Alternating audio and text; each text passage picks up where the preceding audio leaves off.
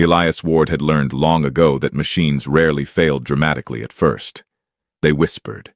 They clicked when they should have hummed, warmed where they should have stayed cold, or developed tiny vibrations that sensible people ignored until something expensive exploded. That morning on the industrial moon Kalis 9, Elias was listening to a cargo loader whisper that it hated its owner. "It's the left actuator," he said, lying beneath the machine with half his body buried between hydraulic lines. The loader's owner, a broad-shouldered miner named Torin, leaned down. "The diagnostic says the actuator is fine.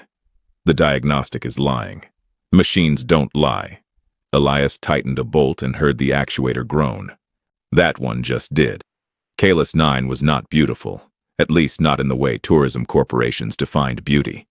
Its surface was iron gray, scarred by mining trenches, cargo rails, landing pads, and kilometer-high refinery towers, whose warning lights blinked through the thin, artificial atmosphere. Elias liked it precisely because nobody expected beauty from it. People came here to work, get paid, and leave with enough credits to complain somewhere more comfortable. His repair station stood several kilometers beyond the main settlement, a squat metal structure surrounded by old shuttle parts, dismantled engines, and equipment Elias insisted was strategically stored, rather than abandoned. The only thing he treated with genuine tenderness was his toolbox. It was battered, scratched, dented on one corner, and probably older than several governments.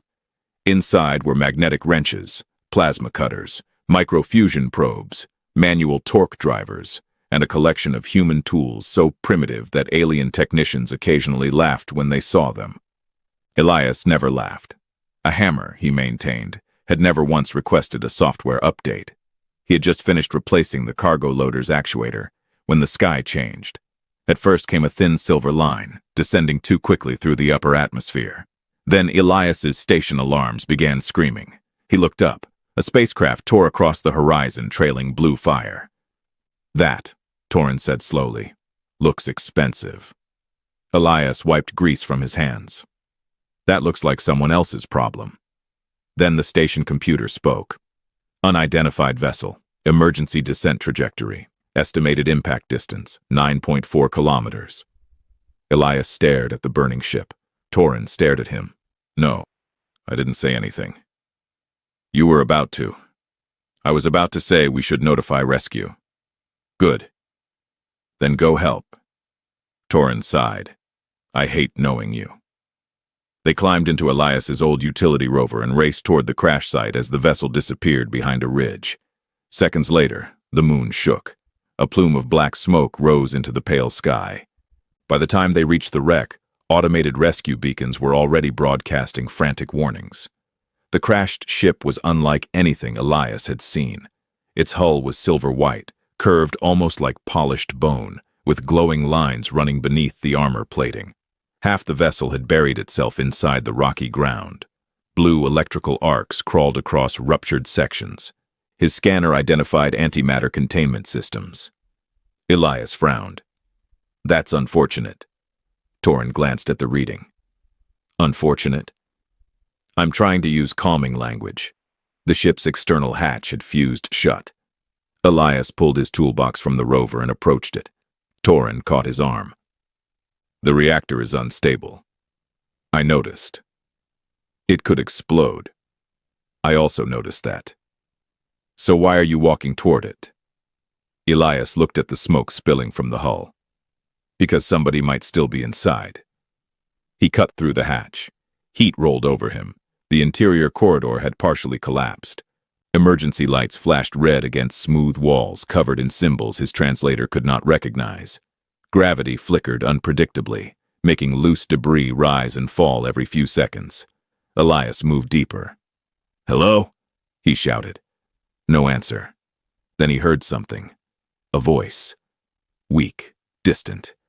He followed it through 2 ruptured compartments until he reached what had once been a passenger chamber. A woman was trapped beneath a twisted structural beam. For half a second, Elias simply stared. She looked human, almost completely. Her face was delicate but tense with pain, dark silver hair falling across one cheek. Only her long, elegant ears made it immediately clear that she was not from Earth. Her clothing was torn but unmistakably expensive, threaded with faintly glowing patterns. She looked at Elias with equal confusion. "Are you rescue personnel?" "No." Her eyes widened. "Military?" "No." "Medical?" "No." She stared at him. "What are you?" "A mechanic." For the first time since he entered the wreck, silence seemed louder than the alarms. The woman closed her eyes. "Wonderful." Elias crouched beside the beam. "Glad you're pleased." The metal was too heavy to lift manually. His scanner showed her leg pinned but not crushed. He opened his toolbox. The woman watched him attach 2 magnetic clamps to the beam. "Can that lift it?" "No." Her expression hardened. "Then why are you using it?" "Because this can." He connected the clamps to a ruptured landing gear pressure line, rerouted the hydraulic system, and activated the emergency pump. The beam rose slowly. The entire ship groaned. "Move," Elias said. She pulled herself free. Another alarm began sounding. This one was deeper, more urgent. The woman looked toward the ceiling. "What does that mean?" Elias checked his scanner. "It means the reactor has developed strong opinions." "About what?" "Exploding." He helped her stand. They moved through the corridor as sections of the ship collapsed behind them. The woman tried to walk but stumbled. Elias caught her. "I can manage." "Excellent. Manage faster." She gave him an offended look. He almost laughed. Even half-conscious, she somehow looked capable of ordering planets around. They were 30 meters from the exit when the floor tilted violently. Elias grabbed the wall. His toolbox slipped from his hand. It slid down the corridor. "No." The woman stared at him. "What?" "My tools." The toolbox vanished through a collapsing section of the floor. Elias looked genuinely wounded. She pulled his arm. "Leave it. That box survived 3 wars. It is a box. You take that back."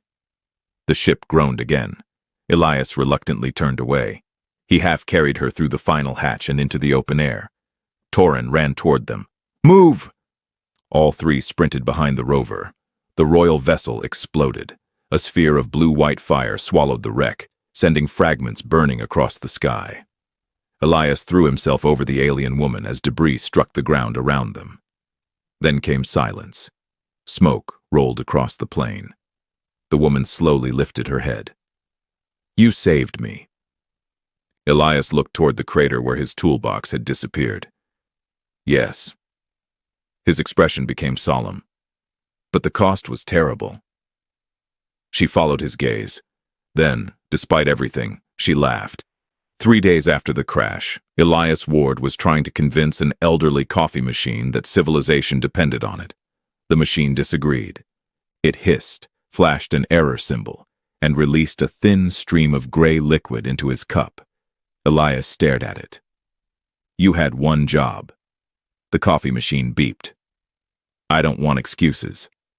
Outside his workshop, Kalis 9 remained exactly as unremarkable as Elias preferred. Cargo crawlers moved across the iron plains. Refinery towers breathed white vapor into the artificial atmosphere. And somewhere beyond the horizon, miners were probably arguing with equipment that had ignored maintenance warnings for 10 years. Normality had almost returned. Almost. Princess Lyra had been taken from the moon aboard a Valorian medical cruiser less than an hour after the wreck. Before leaving, she had insisted on thanking Elias properly. Elias had told her that surviving was sufficient payment. Then he had spent the following 2 days searching the crater for fragments of his toolbox. He found one wrench, bent. He placed it on his workbench like a memorial. Torin found this behavior deeply entertaining. "You know," the miner said from the doorway. "Normal people mourn relatives. My wrench never borrowed money." "That is difficult to argue with." The lights inside the workshop flickered. Elias looked upward. "Not again." Then every communication screen activated at once. A warning symbol appeared. "Orbital traffic suspended." Elias frowned. Kalis 9's local traffic authority only suspended orbital movement during major military emergencies, solar storms, or particularly aggressive bureaucratic inspections. A low vibration passed through the walls. Torin stepped outside. Elias! Something in his voice made Elias follow. The sky was disappearing. Not literally, though for several seconds it seemed that way. Enormous silver vessels were emerging from hyperspace above Kalis 9, one after another, their hulls reflecting the moon's pale sunlight. Sleek warships spread across the upper atmosphere in perfect formation. Smaller escort craft moved around a central vessel so vast that Elias initially mistook it for an orbital station. Valorian symbols glowed along its sides. Torin slowly turned toward him. What exactly did you rescue? A woman. That is not an answer. She was trapped under a beam. There are enough warships up there to invade 3 planets. Elias considered the fleet. She might have important relatives. A transmission reached every public channel on the moon. By authority of the Crown of Vealoria, all civilian traffic will remain grounded until the royal delegation completes its visit. Torin's mouth fell open. Royal delegation. Elias glanced at him. That sounds expensive too. 20 minutes later, a shuttle landed directly outside the workshop. It did not resemble any shuttle Elias had ever repaired. Its hull seemed almost liquid, adjusting shape as landing struts extended.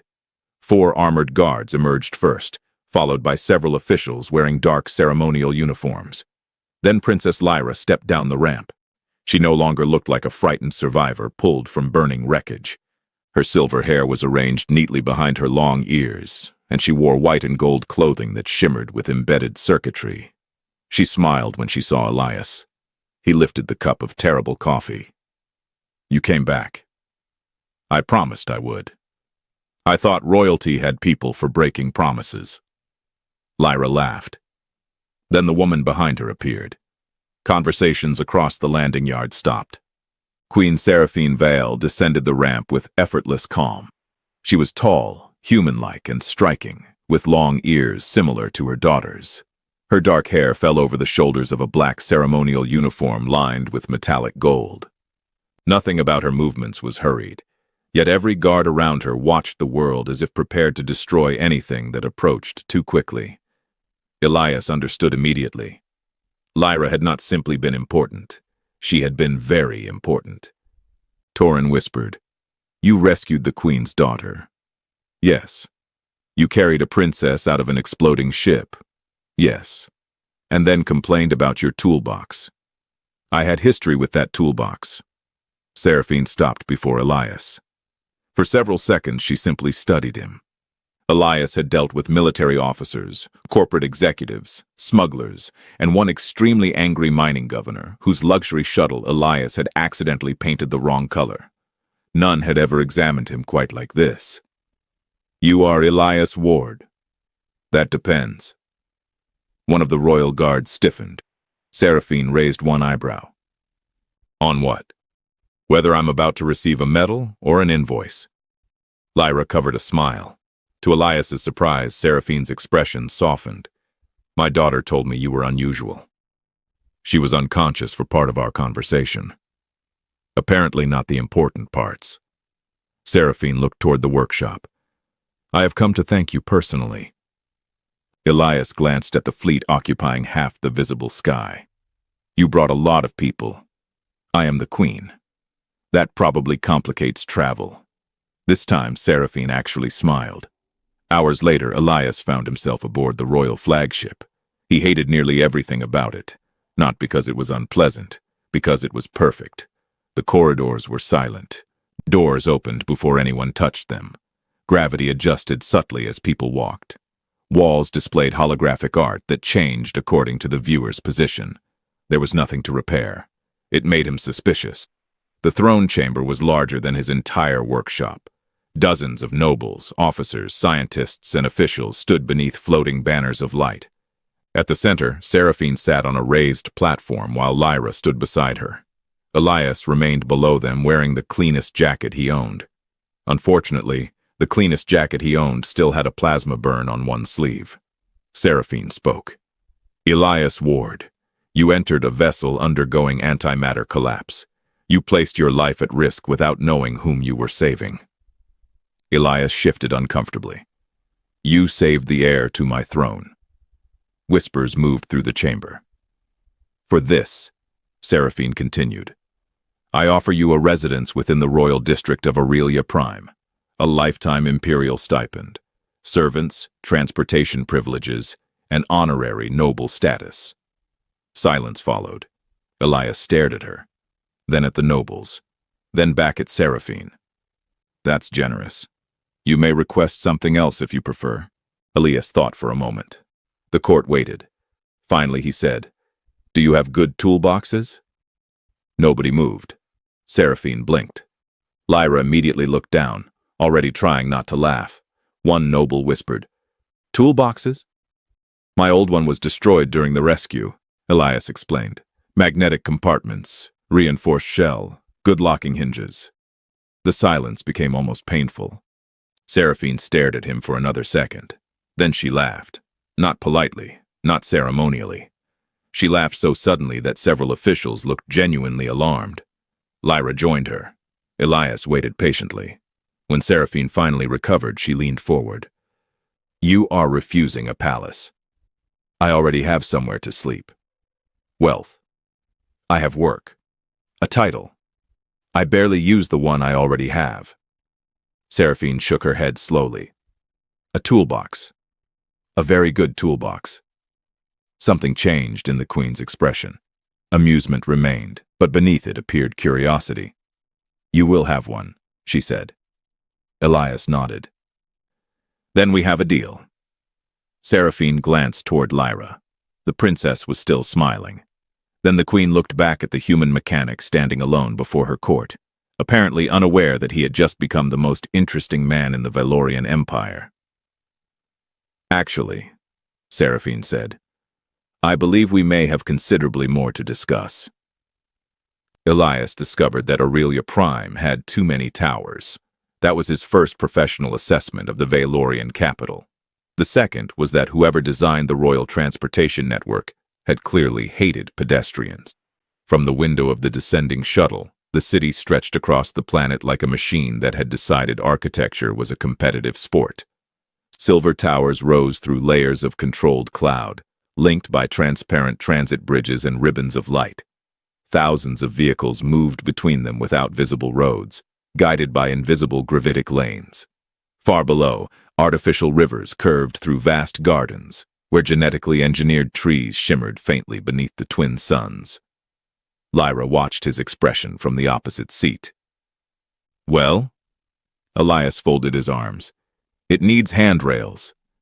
She stared at him. That is your reaction. You have buildings floating 3 kilometers above the ground. They are stabilized. So was your ship. Lyra narrowed her eyes. That was unnecessary. It was accurate. Queen Seraphine, seated beside her daughter, failed to hide a smile. Elias had expected the journey to Aurelia Prime to be uncomfortable.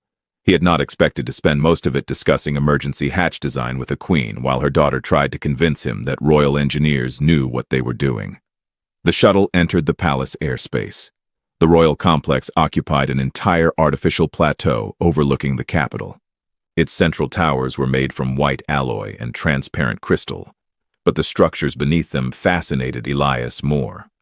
Power conduits the width of highways disappeared into the ground, feeding a network of gravitic stabilizers, defense shields, climate systems, transit grids, and computational cores. He leaned closer to the window. That's excessive. Seraphine glanced at him. What is? Everything. Lyra laughed. By the time they reached the engineering wing, Elias had already identified 4 maintenance access points he disliked. The Royal Laboratory was larger than the largest shipyard on Kalis 9. Automated assembly arms moved silently behind transparent partitions. Holographic schematics floated above circular workstations. Engineers in dark uniforms manipulated molecular structures with gesture-controlled interfaces. At the center of the room waited Elias's reward. The toolbox was black, rectangular, and almost disappointingly ordinary. Elias approached it carefully. A technician touched the side. The lid opened by itself. Inside, rows of tools adjusted their positions to match Elias's hand. His skepticism weakened. He picked up a compact device. What is this? Molecular cutter, the technician said. This? Variable field torque driver. And this? Localized gravitic clamp. Elias looked at Seraphine. All right. She raised an eyebrow. All right? This is a very good toolbox. Lyra grinned. Then Elias tried to activate the molecular cutter. A holographic menu appeared. Identity verification required. He tapped the screen. Another menu appeared. Usage authorization. Then another. Safety. Acknowledgement. Then another. Environmental impact certification. Elias slowly lowered the tool. No. The technician blinked. No? I refuse. It is the most advanced portable engineering system in the Empire. It needs permission to cut wire. For safety. Elias stared at the tool. The tool blinked innocently. He pulled a manual screwdriver from his pocket. Lyra laughed so hard she had to turn away. The technician looked horrified. Elias opened the toolbox housing and began removing its authorization module. What are you doing? Improving Imperial technology. That system is protected. Not anymore. Seraphine watched him with unmistakable interest. Within 20 minutes, Elias had stripped out 3 software restrictions, bypassed the identity lock, and reconfigured the toolbox to respond directly to manual controls. The technician looked as though he had witnessed a religious crime. Elias handed him the removed module. You can keep this. What is it? The part that was getting between me and my tools. Later that afternoon, Elias was preparing to leave when the floor moved. Not much. Just enough. He stopped. Lyra beside him kept walking. Elias looked down. The vibration came again. Tiny. Regular. Wrong. Did you feel that? Feel what? He crouched and placed his palm against the floor. A nearby engineer approached. Is there a problem? Yes. The engineer checked a wrist display. No faults are registered. Elias closed his eyes. There. A faint oscillation every 6 seconds. What's under us? Primary gravity distribution. That sounds important. It is stable. The floor trembled again. Elias stood. No, it isn't. The engineer sighed. Our diagnostic systems monitor every component continuously. Your diagnostic systems also made me sign 4 agreements to use pliers. Before the engineer could answer, gravity vanished. Everyone rose half a meter into the air. Lyra grabbed a workbench. Several tools floated toward the ceiling. Then gravity returned violently. Elias hit the floor on one knee. Somewhere below, metal screamed. Alarms erupted. The engineer's display flashed red. Gravity, core, instability. Elias looked at him. I enjoy being right less when ceilings are involved. They descended into the maintenance levels. The deeper they went, the older the machinery became. The palace had been rebuilt over centuries, layer upon layer. Elegant modern systems sat beside enormous ancient conduits covered in maintenance seals. At the gravity core, 20 engineers crowded around holographic diagnostics. Every screen displayed the same message. System functioning within acceptable parameters. The floor shook hard enough to crack a wall panel. Elias stared at the display. It thinks this is acceptable. The chief engineer looked furious. The core reports no mechanical defect. Elias ignored him and walked closer to the machinery. He listened. A deep, pulsing vibration came from behind a coolant manifold. 6 seconds. Again. He removed a panel. Cold vapor spilled out. There, almost hidden behind sensor cables, was a hairline fracture in a coolant regulator. Elias pointed. That. The chief engineer frowned. The system would have reported it. It did. Where? Elias tapped the vibrating pipe. Here. They shut down the regulator and replaced the damaged section manually. The shaking stopped. A moment later, the diagnostic screen changed. Minor coolant deviation corrected. Elias stared at it. Then he began laughing. Lyra looked over. What? Your palace nearly lost gravity because the computer was embarrassed. The chief engineer scowled. That is absurd. Elias opened the diagnostic history. Hundreds of tiny coolant fluctuations had been automatically classified as insignificant to avoid triggering unnecessary maintenance. Seraphine, who had arrived during the repair, studied the data in silence. So the system hid the problem. It didn't hide it, Elias said. It decided nobody needed to know until we started bouncing off the ceiling. Seraphine looked at the ancient machinery, then at Elias. You noticed something an entire engineering network missed. I listened. To the floor. Machines complain before they fail. Lyra smiled. You talk about machines as if they are people. Elias closed his new toolbox. People are harder to repair. Seraphine watched him for a long moment. Then her gaze shifted toward the vast engineering complex above them. For the first time, she seemed less amused than thoughtful. Elias, she said, how attached are you to Kalis 9? He looked suspicious immediately. That sounds like a dangerous question. Elias had been Royal Engineer for 12 days before half the Imperial Engineering Council decided he was a threat to civilization. He considered this excellent progress. The title itself still annoyed him. Royal Engineer sounded like the sort of position that required polished boots, ceremonial speeches, and knowledge of which fork to use when dining with planetary governors. Elias owned 2 pairs of boots, neither polished, and had once repaired a fusion manifold with a dessert fork. Seraphine had given him a laboratory overlooking the eastern districts of Aurelia Prime. It contained fabrication chambers, quantum design tables, molecular printers, and enough computing power to simulate a small star. Elias used one corner to build a better wrench rack. That was where Chief Engineer Varos found him. Varos was tall, immaculate, and permanently offended by the existence of dust. You have modified the laboratory. I put shelves in it. You drilled into a royal wall. It survived. Varos stared at the shelves as if they were evidence of treason. Behind him stood 6 members of the Engineering Council. Elias sighed. Did you all come to inspect the shelves? Councillor Terene stepped forward. We came to discuss your recent proposals. That sounds worse.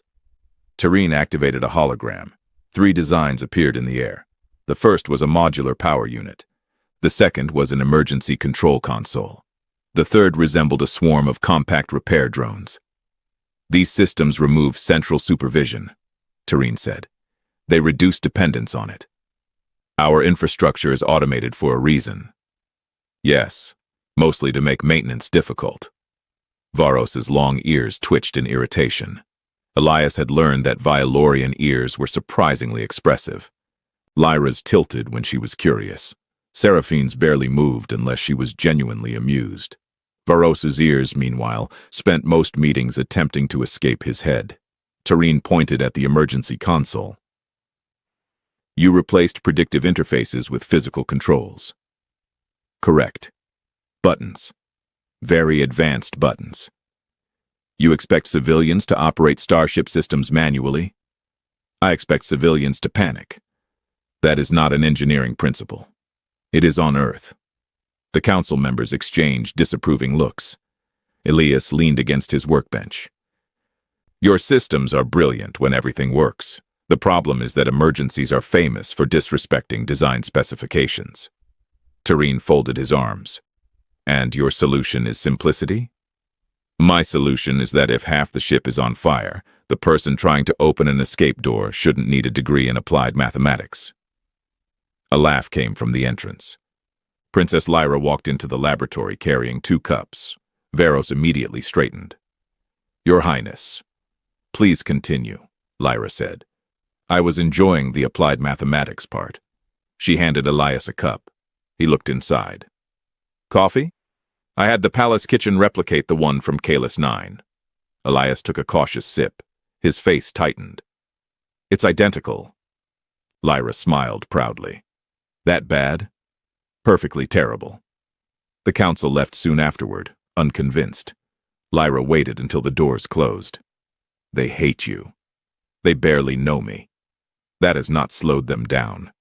Elias gestured toward the repair drones on his table. Each was the size of a human hand, with folding manipulators and independent processing cores. Lyra picked one up. What makes these different? They're allowed to make mistakes. She stared at him. That sounds unsafe. So is pretending mistakes don't happen. He activated the drone. It floated upward, scanned a damaged circuit board, selected the wrong tool, paused, corrected itself, then replaced a burned component. Lyra blinked. It changed its own plan. Exactly. Imperial drones follow perfect maintenance procedures. And what happens when the perfect procedure doesn't match the problem? They request instructions. Elias pointed at her. There. That. Within a week, Seraphine authorized a limited trial. The opportunity arrived sooner than anyone expected. A civilian transport approaching Aurelia Prime suffered a reactor surge after debris struck its aft section. Its automation network failed, locking passengers behind safety doors while the ship's central intelligence attempted to restore normal function. Normal function was no longer available. Elias's prototype emergency system had been installed aboard the vessel 2 days earlier. Instead of waiting for the damaged computer, passengers pulled mechanical release handles. Backup power modules separated from the main grid. Repair drones began sealing hull breaches independently. The transport landed with all 219 passengers alive. The following morning, nobody on the Engineering Council mentioned buttons. That evening, Seraphine visited Elias's laboratory alone. She wore no ceremonial mantle, only a dark royal uniform, her long black hair loose around her pointed ears. You embarrassed 6 of my finest engineers. They'll recover. You also saved 219 people. The passengers saved themselves. I just gave them handles. Seraphine looked at the prototype console. My civilization has spent centuries removing uncertainty from technology. That sounds exhausting. We believed complexity was proof of advancement. Sometimes it is. And sometimes? Elias considered the question. Sometimes complexity is just a simple problem wearing expensive clothes. Seraphine laughed softly. She walked toward the window. Below them, Aurelia Prime glowed beneath the night sky. Transit lanes moved between towers like luminous rivers. Orbital elevators stretched upward toward rings of light. It is strange, she said. You entered this palace because you wanted a toolbox. Now departments across the capital are requesting your designs. I should have asked for 2 toolboxes. Seraphine turned toward him. There is something else. Her tone changed. Elias noticed immediately. She activated a holographic display. A map of Aurelia Prime appeared, covered in pulsing red markers. Power fluctuations, transportation failures, communications interruptions. Dozens of small incidents scattered across the planet. Elias stepped closer. How long? 6 days. Why wasn't I told? Each failure appeared unrelated. He studied the timing. Then he enlarged the map. The incidents formed a pattern, not random, a spiral, beginning beneath the oldest part of the capital. Elias's humor vanished. What is under the city? Seraphine's expression became unreadable. We do not know. The lights flickered. Once. Twice. Then every machine in the laboratory shut down. For 3 seconds, the entire capital beyond the window went dark. A deep vibration rose through the floor. Not like the gravity failure. This was slower, older. Something vast seemed to be moving beneath the planet. Emergency power returned. Lyra rushed into the laboratory. Mother? Seraphine looked at Elias. The floor vibrated again. Elias slowly set down his coffee. Well, he said, staring at the pulsing red spiral on the map. I think the planet just filed a maintenance request. The first sign that Aurelia Prime was in real trouble came when the elevator stopped trusting gravity. Across the capital, thousands of transport shafts froze simultaneously. Maglev lanes shut down. Holographic traffic grids disappeared. Orbital communication relays began restarting themselves in repeating cycles, as though the planet's infrastructure had developed a nervous habit. Elias stood in the Royal Engineering Command Center while streams of red warnings multiplied across the central display. Varos looked as though he had aged 10 years in 10 minutes. Primary power remained stable. Then why is half the city offline? Elias asked. We don't know. That sentence is becoming popular around here. Seraphine entered with 4 guards behind her. Her face was calm, but Elias noticed the tension in her long ears. "How bad?" Lyra answered before anyone else could. "Bad enough that the Western District has lost transportation, communication, and climate control." Seraphine looked toward Elias. "And the cause?" He enlarged the planetary map. The same spiral pattern from the previous night had intensified. Every malfunction radiated from beneath the oldest district of Aurelia Prime. "The failures aren't random," Elias said. "Something below the city is transmitting an electromagnetic pulse through the infrastructure." Veros frowned. "That would require a transmitter larger than a military station." Elias pointed at the floor. "Then I suggest we stop assuming we're standing above something small." A reconnaissance team assembled within the hour. Seraphine insisted on joining. Elias argued. "No." The Queen looked at him. "No, you're the Queen." "I am aware. If the underground structure collapses, the Empire loses its monarch. If I remain here and the planet collapses, the Empire loses considerably more." "That is annoyingly logical." Lyra smiled. "She does that." The entrance lay beneath the palace. Centuries-old maintenance tunnels descended through layers of forgotten foundations, some predating the current dynasty. Modern lighting ended after the first kilometer. Below that, the walls changed. Metal replaced stone, not Valorian metal. It was dark, smooth, and warm beneath Elias's hand. His scanner returned no recognizable alloy composition. "That's comforting," he muttered. Seraphine looked over. "What?" "My scanner has given up." They continued downward. The passage widened into a chamber so large that their lights could not reach the ceiling. Then something awakened. Lines of pale white energy appeared across the walls, one after another. Thousands. The chamber illuminated itself. Everyone stopped. Structures extended into the darkness like the bones of an impossible machine.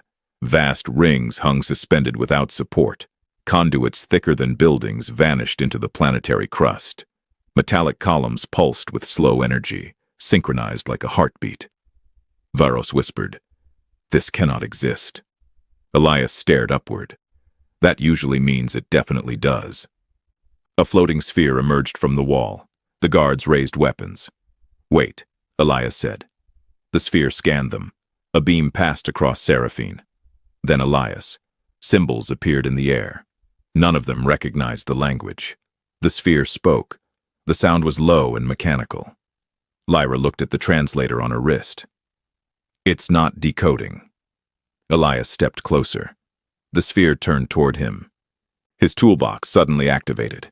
Every tool inside powered on at once.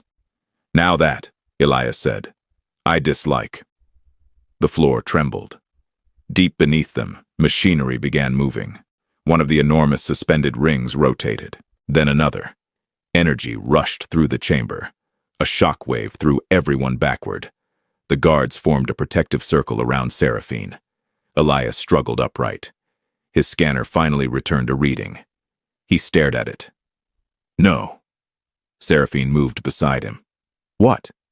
"This structure isn't beneath the capital." Veros looked confused. "We are standing inside it."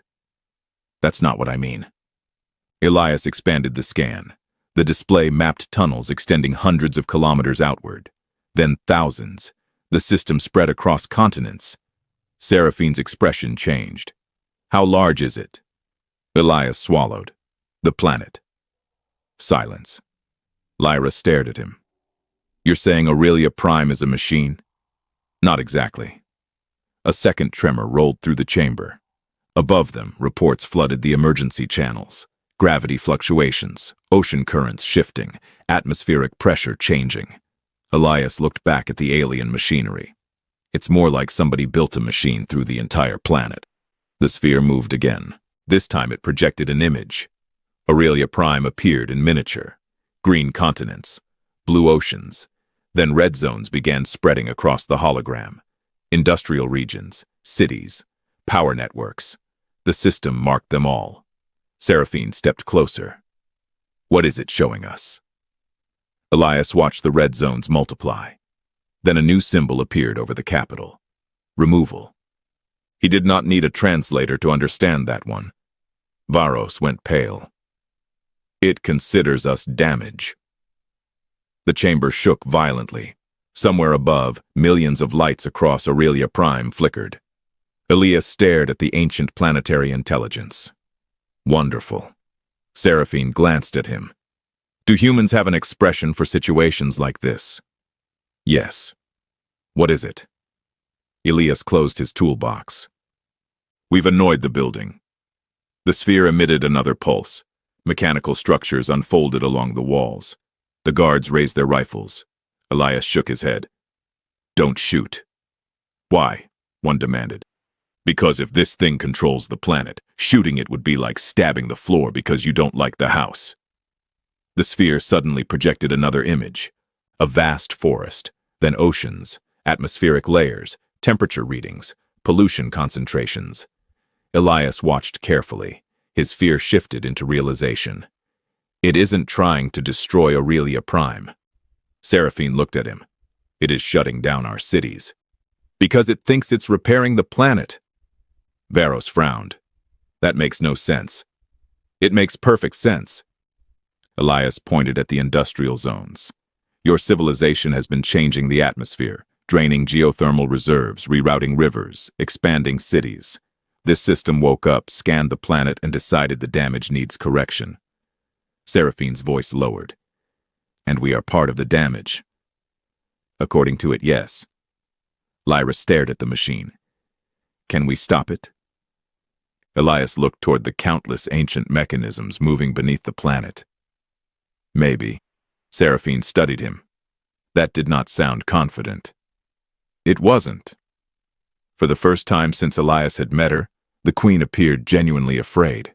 Yet when she spoke, her voice remained steady. What do you need? Elias looked at the planetary hologram, then at his toolbox, then at the ancient machine that had existed beneath Aurelia Prime for longer than recorded history. A very large workshop. Seraphine blinked. How large? Elias looked upward toward the planet above them. All of it. By sunrise, Aurelia Prime had become Elias Ward's workshop. Mining stations surrendered their gravitic drills. Orbital shipyards disconnected reserve fusion generators. Civilian transport authorities opened emergency access to power grids that had not been touched in centuries. Even the palace surrendered 2 decorative energy towers after Elias discovered that both contained perfectly functional field coils hidden beneath gold plating. Who builds a power regulator inside a monument? He asked. Varos did not look up from his console. Royal architects. That explains everything. The ancient planetary machine continued awakening beneath them. Every hour, another system activated. Ocean temperatures shifted by fractions of a degree. Atmospheric processors shut down. Industrial zones lost power as the buried intelligence redirected energy toward continental stabilization networks.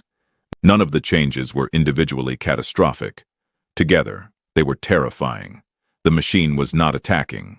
It was correcting. And Aurelia Prime's civilization was standing in the way. Elias worked from the Royal Engineering Command Center, where 3-dimensional maps of the planet filled the air around him. He had slept perhaps 40 minutes. Lyra arrived carrying food. You need to eat. I ate. When? Elias paused. That is an unnecessarily complicated question. She placed the tray directly over his schematics. He stared at her. She stared back. You are becoming disturbingly similar to your mother. Thank you. It wasn't praise. Across the room, Seraphine was coordinating planetary evacuations with military commanders. Entire districts near unstable gravity zones were being emptied. The royal fleet had descended into the atmosphere, using shield generators to stabilize weather disturbances. Elias turned back to the hologram. The planetary intelligence responded to patterns. That was the key. It did not understand spoken language, Veilorian code, or conventional data transmissions. Whenever modern networks attempted contact, it treated the signals as environmental noise, but it reacted instantly to physical changes. Power, mass, resonance, gravity. The machine spoke engineering. Elias understood engineering. Mostly, he expanded a simulation. What if we create controlled pulses through the old geothermal network? Varos frowned. You want to communicate with a planetary intelligence using power failures? Very polite power failures. That is not communication. Elias pointed toward the ancient signal pattern. It changes behavior every time energy moves through the crust. That means it's listening. Seraphine approached. And what exactly do you intend to tell it? Elias looked at the red zones covering Aurelia Prime. That we belong here. Silence followed.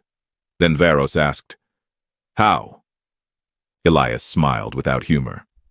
By building something extremely irresponsible. 6 hours later, the Empire began constructing the largest improvised machine in recorded Valorian history.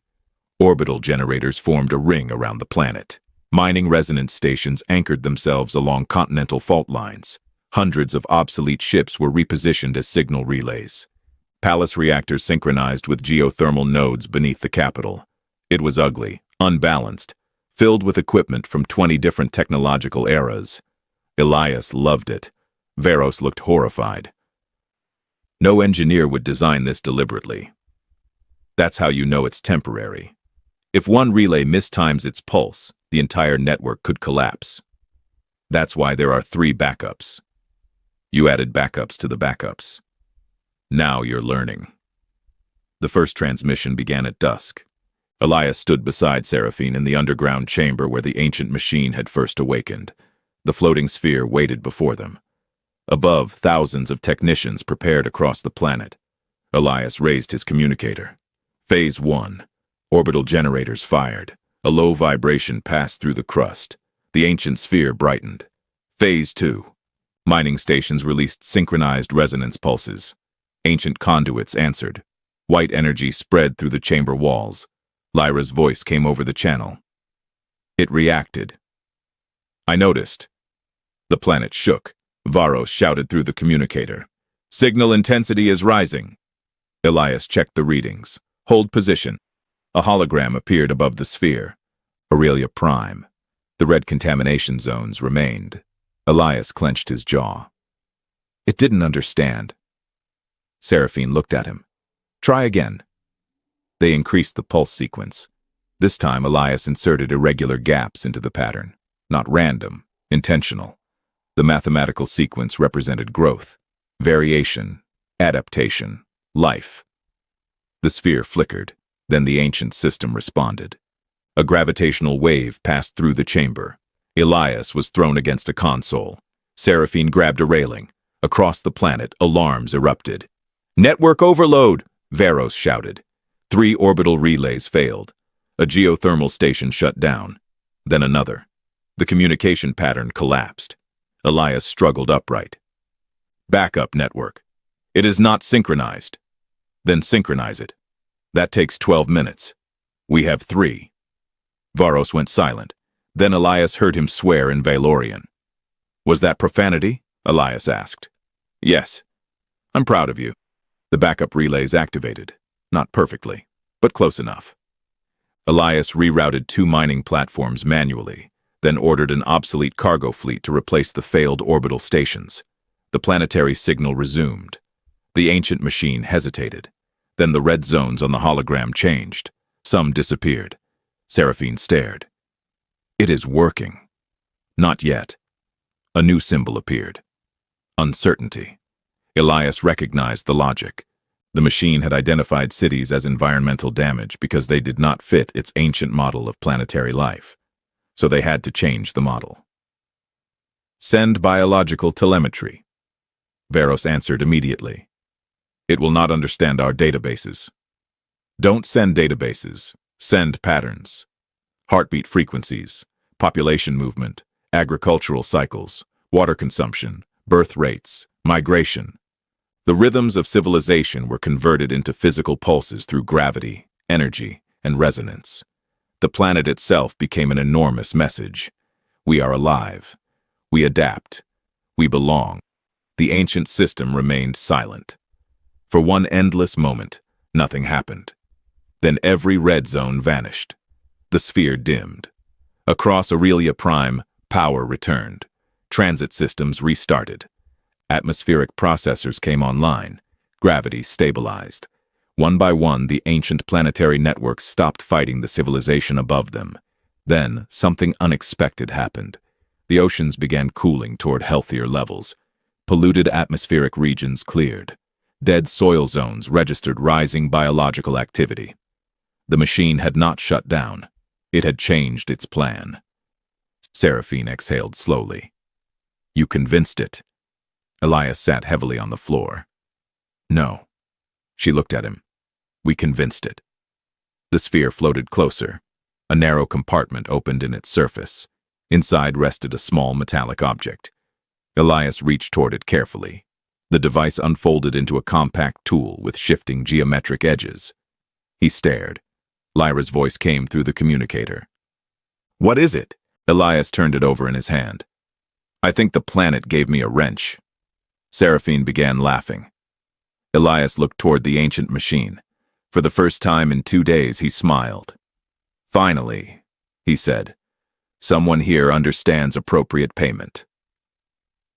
3 months after Aurelia Prime nearly classified its own civilization as damage, Elias Ward finally understood why royal ceremonies took so long. Nobody knew how to stop talking. He stood beneath the vaulted ceiling of the Imperial Hall while holographic banners drifted like ribbons of light above thousands of guests. Representatives from colony worlds, engineering guilds, military fleets, agricultural networks, and scientific academies had traveled across the Empire for the celebration. Elias would rather have been repairing something. Unfortunately, nothing was broken. That was partly his fault. The ancient planetary system beneath Aurelia Prime had become something no one expected: a partner. Its environmental networks now worked alongside modern infrastructure, balancing ocean temperatures, restoring poisoned soil, and opening vast archives of knowledge hidden for thousands of years.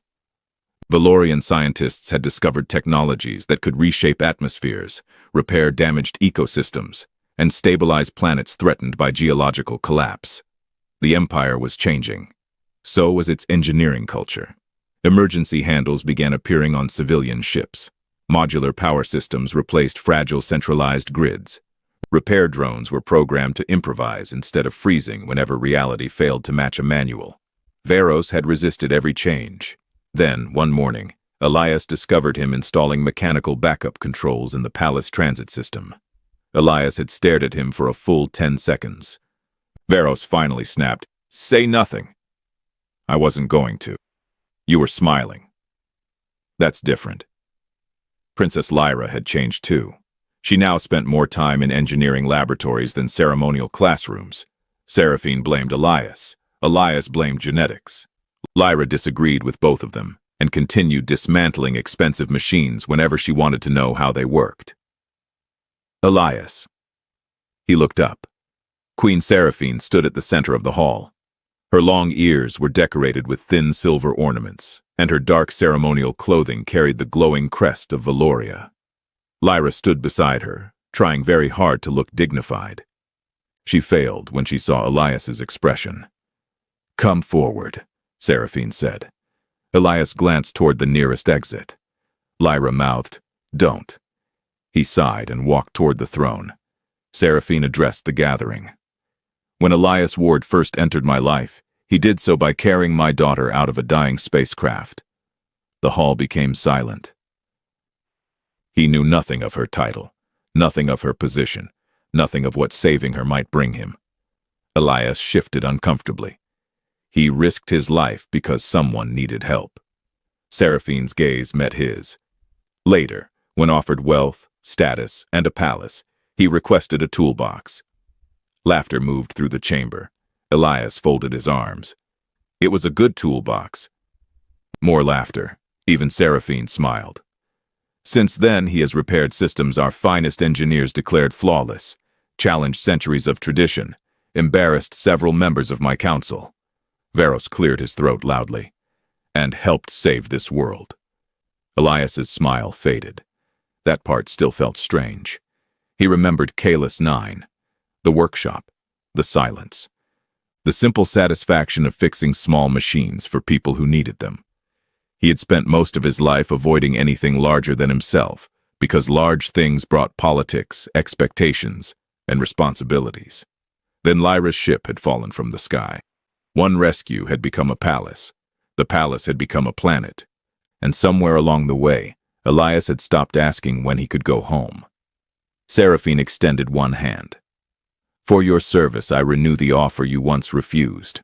A permanent estate in the royal district. Wealth sufficient for several lifetimes. Noble rank. A place among the highest houses of Valoria. The court waited. Lyra's smile widened. She already knew. Elias looked at Seraphine. Does the estate have a workshop? The queen's composure broke instantly. Laughter filled the hall. I anticipated that question, she said. A section of the floor opened. A holographic structure appeared. Not a palace. A vast engineering facility. Multiple laboratories surrounded a central workshop. Human and Valorian fabrication systems stood side by side. Test bays opened toward orbital docks. Educational halls connected to research wings. Elias stared. Seraphine spoke more quietly. The Imperial Cooperative Engineering Institute. He looked at her. For humans and Valorians. And anyone else willing to learn. Lyra stepped forward. I already requested a workbench. You're a princess. I can be both. Elias considered arguing, then decided the universe had punished him enough for expecting royalty to behave reasonably. He looked again at the hologram. Something tightened unexpectedly in his chest. For years, repairing machines had been enough. Now he understood that fixing something could mean more than replacing a broken part. Sometimes it meant changing the way people thought. Sometimes it meant teaching them not to fear failure. Sometimes it meant admitting that no system, civilization, or person became stronger by pretending they would never break. Elias nodded. I'll take it. The hall erupted in applause. Later that evening, after the speeches finally ended, Elias stood inside his new workshop. It smelled wrong, too clean. He planned to fix that immediately.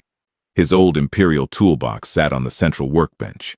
It was scratched now, burned along one edge, and covered in marks from months of use. Beside it rested the strange ancient tool given to him by the planetary intelligence. He still did not fully understand how it worked. That made him happy. Lyra appeared carrying the exposed core of a royal surveillance drone. Elias stared at it. What did you do? It was making a strange noise. You dismantled it. I learned from you. That is not a defense. Seraphine entered behind her. She had changed out of her ceremonial clothing and now wore a simple dark uniform. Should I be concerned? Yes, Elias said. Lyra said, no. Seraphine looked between them. I see the Institute is already operating efficiently. Lyra placed the drone on Elias's bench. I think the stabilizer is damaged. Elias picked up a diagnostic probe. It isn't. How do you know? It's whispering. Lyra leaned closer. I don't hear anything. You will. Seraphine watched them for a moment, then looked toward the immense windows. Beyond the workshop, Aurelia Prime stretched beneath a clear night sky. The world looked different now. Cleaner, brighter, alive. Far beneath the city, ancient planetary machinery pulsed quietly in harmony with the civilization above. Seraphine glanced at Elias. Do you regret coming here?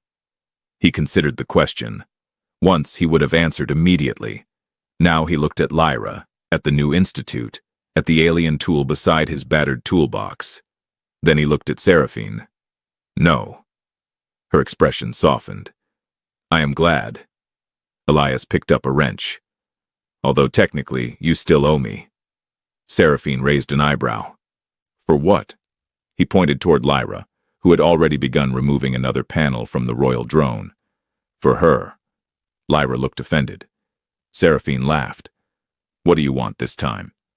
Elias glanced around the enormous workshop, then at the rows of pristine tools waiting along the walls. He smiled. Another toolbox.